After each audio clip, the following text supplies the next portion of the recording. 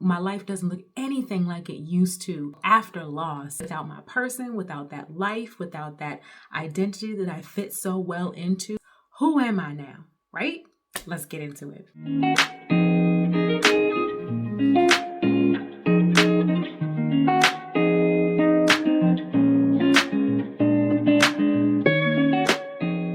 Hi, my name is Maya Dion. This is the Bounce Back Widow channel, and here we help widows learn to live well after loss. Make sure you stay tuned till after the video, all the way to the end, so that you can get the free gift that I have for you in this video. Also, make sure you like, subscribe, and ring that bell so I'll know to send you all the updates that are coming up soon.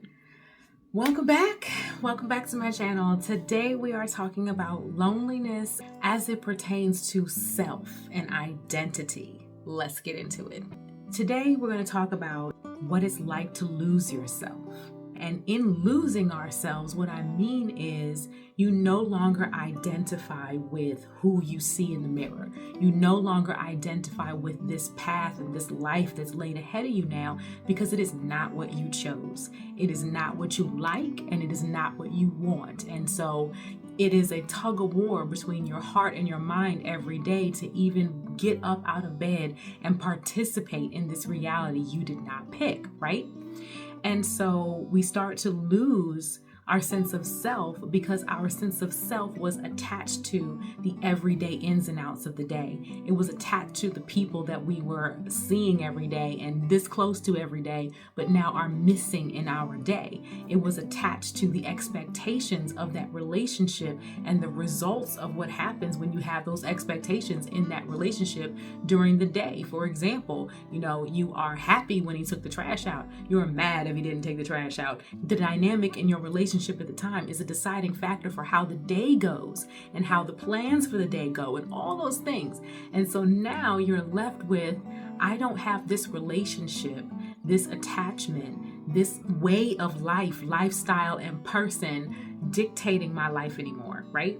And we don't even mean dictating in a bad way. We mean just it sets the tone, right? It was setting the tone and the expectation. So now when you have to identify with self, when you have to attach yourself to the day, or even get motivated about the day, or take some space up in the day that says, I did this, this is mine, it's really difficult to do because you don't even know where to stand. Where is your X in the world where you're supposed to stand and say, this is my spot and I'm going to be this in this spot, right? No idea. So the way that I found my way back, I'm going to start there with loneliness, because I don't want these to always be about, I'm going to, yak and tell you the science of it all. I'm going to tell you my life experience. And so I'm going to work my way backwards with you today. And sidebar, do you like my lipstick? I love it. I never wear lipstick, so I just wanted to try it out. Just drop a comment if you liked it. I'll be happy.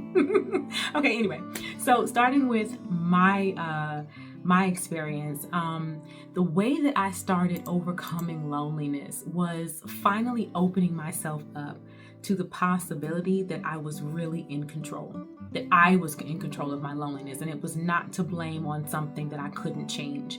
Like, for example, blaming him for me being lonely was not helping me, right? I couldn't do anything about him not being here. Blaming myself in the past for decisions that I made and things that I leaned into wholeheartedly is not going to help me now. What is going to help me is realizing that I was control of it then, and therefore I'm in control of it now.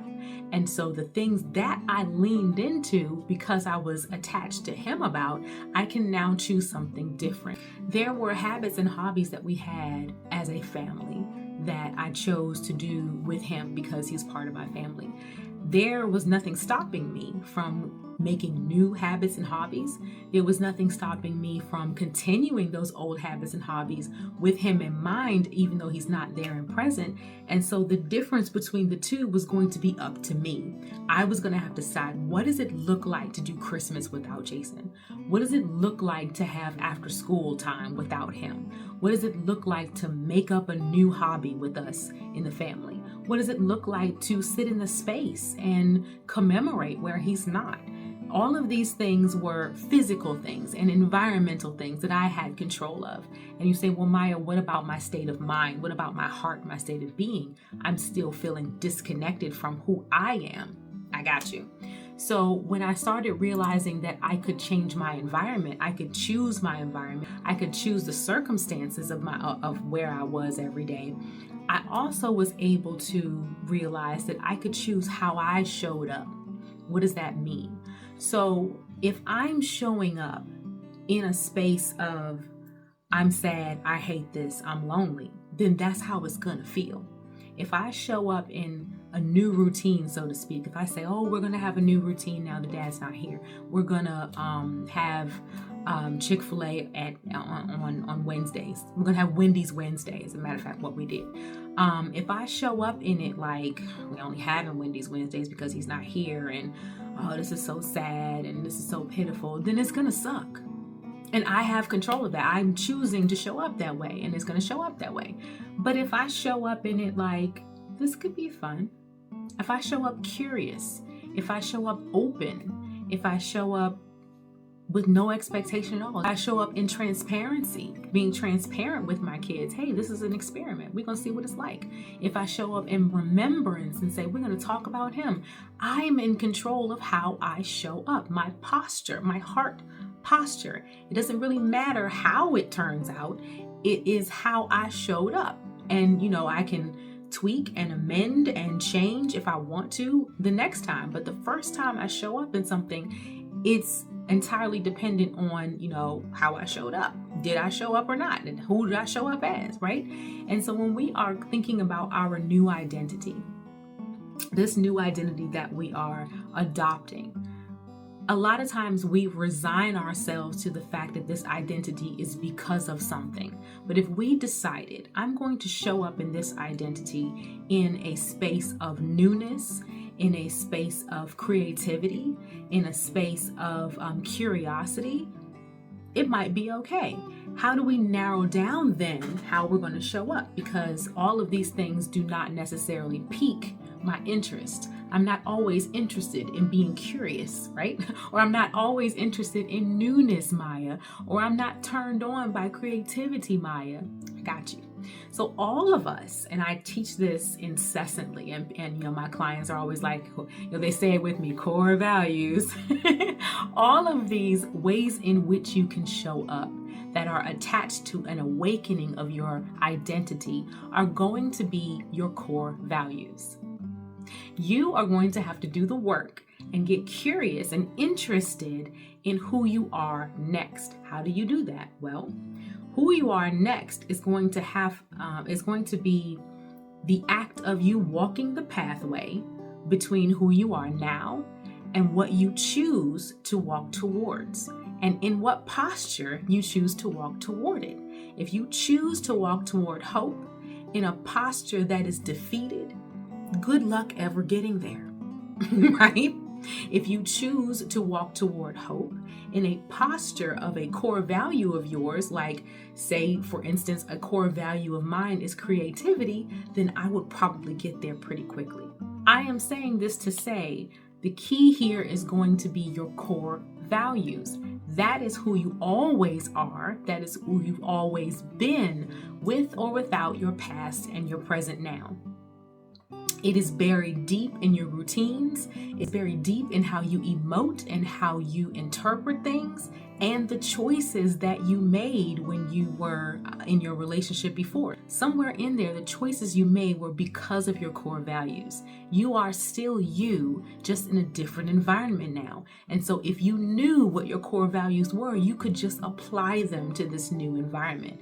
Sure, you're going to grow, you're going to evolve, but the growing and evolvement is going to harness first who you are on the inside and take you to where you want to be with that in mind, right? The more permission I gave myself to not just be busy, but to explore who I am and what I really wanted to do with my time and energy, where I wanted to be and how I wanted to show up, and applied it to what I had to do, like as a mother and a solo breadwinner and a happy human, I realized that I was creating the life of my dreams, alone, but not lonely. It was never about leaning too hard on my husband. It was never about a lack of independence or a lack of ability to entertain myself. It was always about finding me, because it was time. And that's what this time is. If you are lonely and you are looking for who you are in this, that means it's time for you to find who you are in this. You are now in a stage where it's time. It's time. So, in doing that, don't miss this. What I'm saying this whole time about how to identify and connect back with self is going to be a deep dive into self and your core values and how to show up in these new spaces. When change happens, the deepest peace is found in shifting your perspective and the actions that come after. Write that down. Because your perspective has everything to do with how you show up. How you show up, your posture, your core values. Where are you coming from? What is your objective and intent? What is the energy that you're coming into this newness with, right? And that's what I think connecting with is going to help you in reconnecting with your next you identity. I hope that was helpful. Next video, the very last video in the loneliness series, is called Raising Our Kids Alone. We'll get into it. See you then. Thanks for watching. You stayed till the end, so you get the free gift. Our free gift for this video is the Next You Widow Network group. You get a free trial, free for 7 days. It's our private membership community for widowed women who are ready to move from just surviving to intentionally rebuilding and thriving. Inside the network, members receive monthly live sessions, coaching, and real talk for real-life widowhood, prayer and devotionals, mini courses, giveaways, exclusive discounts. This is ongoing sisterhood, and you don't have to do it alone. Whether you're newly grieving or years past your loss and wondering what's next, this is your place to land, grow, and rise. I'll see you there.